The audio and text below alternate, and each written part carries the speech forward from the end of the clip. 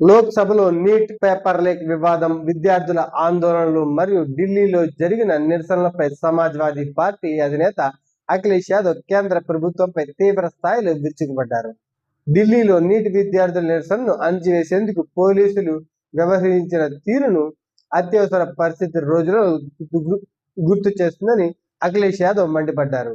విద్యార్థులపై పోలీసులు లాఠీ చార్జ్ చేయడమే కాకుండా ఎలక్ట్రిక్ బ్యాట్లను కూడా ఉపయోగించారని, తీవ్రమైన అణచివేతకు పాల్పడ్డారని ఆరోపించారు. విద్యార్థుల తీవ్ర నిరసనల కారణంగానే కేంద్ర ప్రభుత్వం తన అహంకారాన్ని పక్కన పెట్టి తలవంచిందని అఖిలేష్ యాదవ్ పేర్కొన్నారు. ఈ ఆందోళన తీవ్రతను తగ్గించేందుకే కేంద్ర విద్యాశాఖ మంత్రి నుంచి ధర్మేంద్ర ప్రధాన్ చేత రాజీనామా చేయించారని, ఒక ప్రధాని తొలగించడం ద్వారా మీరు ప్రధానమంత్రిని కాపాడుకోగలిగారు అంటూ ఆయన ఎద్దేవా చేశారు.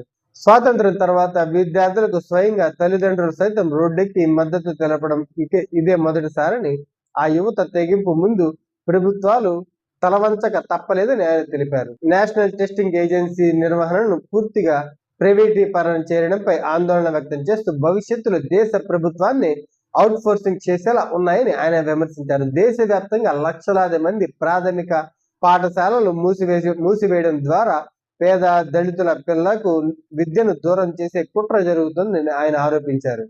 అలాగే అయోధ్య రామ మందిరంలో విరాళాల చోరీ వంటి అంశాలను ప్రస్తావిస్తూ కేంద్రంలోని బీజేపీ ప్రభుత్వంపై తీవ్రమైన రాజకీయ విమర్శలు గుప్పించారు.